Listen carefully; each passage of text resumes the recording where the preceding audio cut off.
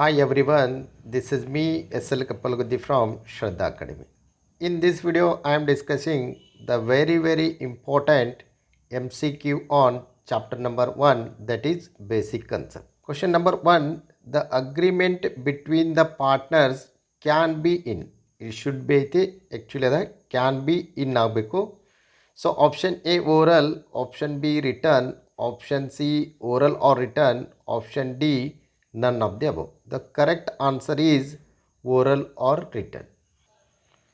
As per your textbook, the agreement can be either oral or written.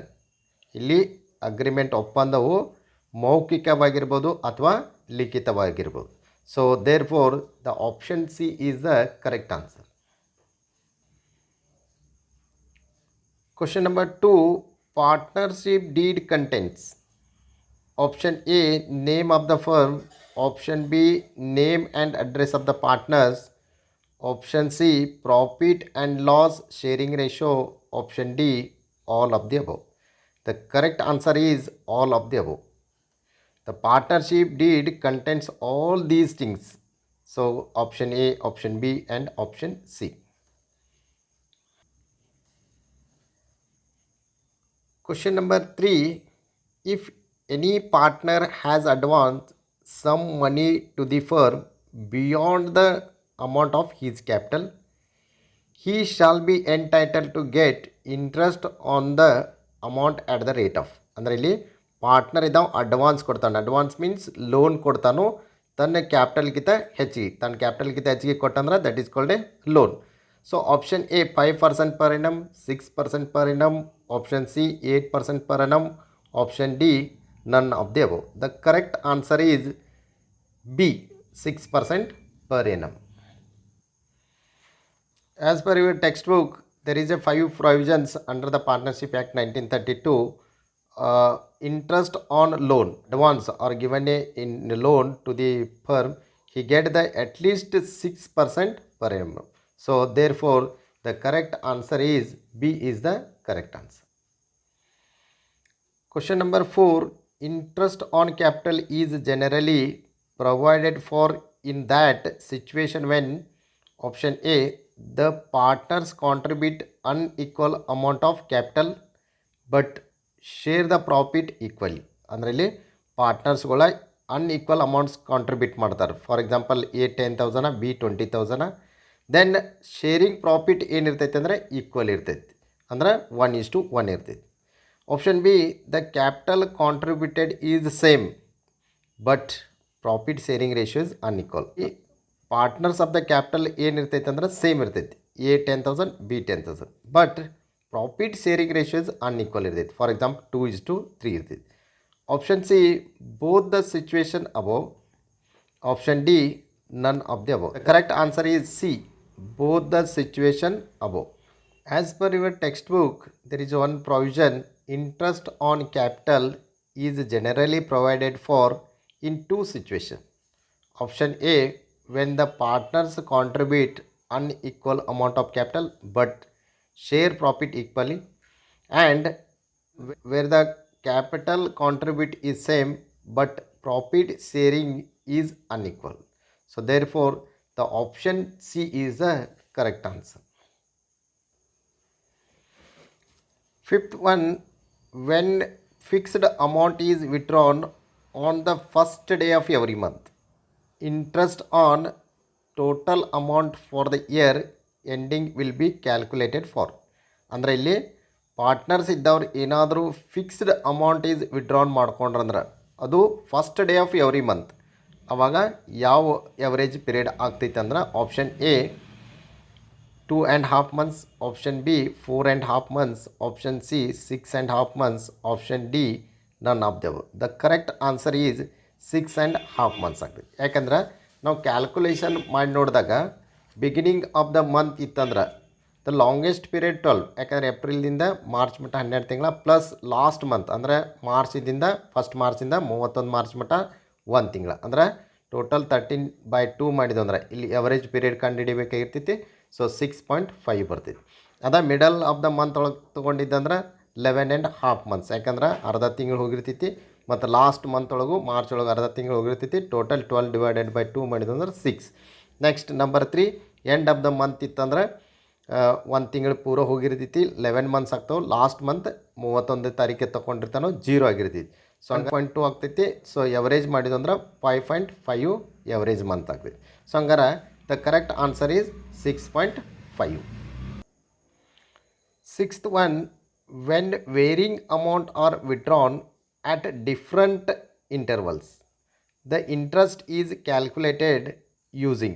ಅಂದರೆ ಇಲ್ಲಿ varying amount ಅಂದ್ರೆ ಬೇರೆ ಬೇರೆ ಅಮೌಂಟ್ ವಿಡ್ರಾನ್ ಮಾಡ್ಕೊಂಡಾರು ಮತ್ತು ಡಿಫ್ರೆಂಟ್ ಇಂಟರ್ವಲ್ಸ್ ಅಂದ್ರೆ ನಡಕ್ಕೆ ಏನು ಗ್ಯಾಪ್ ಇರ್ತೈತಲ್ಲ ಅದು ಡಿಫ್ರೆಂಟ್ ಇರ್ತೈತಿ. ಫಾರ್ ಎಕ್ಸಾಂಪಲ್ 1st ಏಪ್ರಿಲ್ಗೆ ಫಸ್ಟ್ ವಿಡ್ರಾನ್ ಮಾಡ್ಕೋತಾರು 10,000. ನೆಕ್ಸ್ಟ್ ಹೋಗಿ 31st ಅಕ್ಟೋಬರ್ಗೆ 20,000 ಮಾಡ್ತಾರೆ. ಅಂದ್ರೆ ಇಲ್ಲಿ ಇಂಟರ್ವಲ್ಸು ಡಿಫ್ರೆಂಟ್ ಆಯ್ತು, ಅಮೌಂಟ್ ಆಫ್ ಡ್ರಾಯಿಂಗ್ಸ್ನು ಡಿಫ್ರೆಂಟ್ ಆಯ್ತು. ಹಂಗಾರೆ ಯಾವ ಮೆಥಡ್ದಿಂದ ನಾವು ಇಂಟ್ರೆಸ್ಟ್ ಕ್ಯಾಲ್ಕುಲೇಷನ್ ಮಾಡ್ತು ಅಂತ ಕೇಳಿದನು. Option A simple method, option B average method, option C product method, option D none of the above. The correct answer is product method. As per your textbook, when varying amount are withdrawn at different intervals, here the product method. Therefore, the correct answer is product method. Number 7th, adjustment for correction of omission and commission can be made. Option A, profit and loss adjustment account. Option B, directly in the capital accounts of the concerned partners. Option C, both the situation above. Option D, none of the above. The correct answer is both the situation above. As per your textbook, the acts of the omission and commission ಅಂದ್ರೆ ನಾವು ಕೆಲವೊಂದಿಷ್ಟು ಮರೆತು ಬಿಟ್ಟಿರ್ತೀವಿ, ಕೆಲವೊಂದಿಷ್ಟು ತಪ್ಪುಗಳು ಮಾಡಿರ್ತೀವಿ. ಹಂಗಾರೆ ಅದನ್ನು ಎಲ್ಲಿ ಅಡ್ಜಸ್ಟ್ ಮಾಡ್ತು ಅಂದ್ರೆ either through profit and loss adjustment ಅಕೌಂಟ್ದಾಗರ ಮಾಡ್ಬೋದು ಅಥವಾ ಡೈರೆಕ್ಟ್ಲಿ ಪಾರ್ಟ್ನರ್ಸ್ ಕ್ಯಾಪಿಟಲ್ ಅಕೌಂಟ್ ಒಳಗರ ಮಾಡ್ಬೋದು. ಹಂಗಾದ್ರೆ ಇಲ್ಲಿ the correct answer is C, that is either through P&L adjustment account or capital account. ಈ profit and loss adjustment account ಅಂದ್ರೆ profit and loss appropriation account. Next, 8th one, in order to form a partnership, there should be at least option A 1%, option B 2%, option C 7%, option D none of the above. The correct answer is 2%. ಯಾಕಂದರೆ ನಾವು partnership ಆಗಬೇಕಾದ್ರೆ at least 2% ಬೇಕು. So maximum 200% ಬೇಕು as per the new companies act 2013. ಇನ್ನು 1% ಇದ್ದಂದ್ರೆ that is called a one man company ಅಥವಾ 1% OPC ಅದಾಗ್ತೈತಿ. ಇನ್ನು 7% ಇದ್ರಂದ್ರೆ that is called a public company. So ಈ ರೀತಿಯಾಗಿ ನಾವು ತಿಳ್ಕೊಂಡು ಆನ್ಸರ್ಸನ್ನು ರೆಡಿ ಮಾಡಬೇಕು. ಇದನ್ನು 3 ಟೈಮ್ಸ್ ಕೇಳೋಣ, 2019, 2022, 2024. ಹಂಗಾರೆ ಇದನ್ನು ಫಸ್ಟ್ ಪ್ರಯಾರಿಟಿ ಒಳಗೆ ಮಾಡ್ಕೋಬೇಕು. Question number 9, the business of A partnership concern may be carried on by option A all the partners, option B any of them acting for all, option C all the partners or any of them acting for all, option C none of the above. The correct answer is C. ಯಾಕಂದರೆ ಇಲ್ಲಿ ಎಲ್ಲರೂ ನಡೆಸ್ಬೋದು ಬಿಸ್ನೆಸ್ನ ಅಥವಾ ಅದರೊಳಗೆ ಒಬ್ಬ ಯಾರು ನಡೆಸ್ಬೋದು ಅವ್ನು ನಾವು active partner ಅಂತೇಳಿ ಕರಿತೀವಿ. This is the part of the definition part ಐತಿ. As per the section 4 of the Indian partnership act 1932 define ಮಾಡ್ತೈತಿ. ಅದರೊಳಗೆ ಏನು ಹೇಳ್ತೈತೆ ಅಂದರೆ a business carried on by all or any of them acting for all. So ಹಂಗಂದ್ರೆ option C is the correct answer. Next 10th one, the agreement between the partners must be to share. Option A profits, option B losses, option C profit and losses, option D none of the above. The C is the correct answer, that is profit and losses. 11th one, the liability of a partner for acts of the firm is option A limited, option B unlimited, option C both the above, option D none of the above. This is the B is the correct answer. ಯಾಕಂದರೆ this is the one feature of the partnership. ಏನು ಹೇಳ್ತಿತ್ತು ಅಂದ್ರೆ as per the features of the partnership act there is a one feature that is liability of the partners. So here the liability is unlimited. ಅಂದರೆ ಇಲ್ಲಿ ಹೊಣೆಗಾರಿಕೆ ಅನಿಯಮಿತವಾಗಿರುತ್ತೆ. ಅದ ಕಂಪ್ನಿಗಳದ ಹೊಣೆಗಾರಿಕೆ ಏನಾಗಿರ್ತೈತೆ ಅಂದ್ರೆ limited ಇರ್ತೈತಿ. So there is a difference between Partnership Act and Companies Act.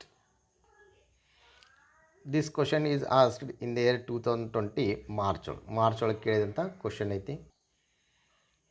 Next 12th one, the partnership deed should be properly drafted and prepared as per the provisions of the option A Partnership Act, Stamp Act, Companies Act, none of the above. The correct answer is Stamp Act. As per your textbook, there is a one sentence, the deed should be properly drafted and prepared as per the provisions of the Stamp Act. ಇಲ್ಲಿ question race ಆಗ್ಬೋದು, ಯಾಕಂತಂದ್ರೆ partnership ಡೀಡನ್ನು ನಾವು partnership act ಒಳಗೆ ಮಾಡತ್ತು, ಇಲ್ಲಿ stamp act ಬಂತು ಅಂತ ಕೇಳ್ಬೋದು. So ನಾವು ಏನೋ ಪ್ರಾವಿಷನ್ಸ್ಗಳು ಮಾಡ್ರೂ ಏನೋ ಡೀಡ್ಸ್ ಮಾಡ್ರೂ ಕೂಡ ಅವನ್ನೆಲ್ಲ ನಾವು ಅಗ್ರಿಮೆಂಟ್ ಮಾಡ್ಕೋಬೇಕಾರೆ ಸ್ಟ್ಯಾಂಪ್ ಆ್ಯಕ್ಟ್ ಪ್ರಕಾರನ ಮಾಡ್ಕೋಬೇಕು.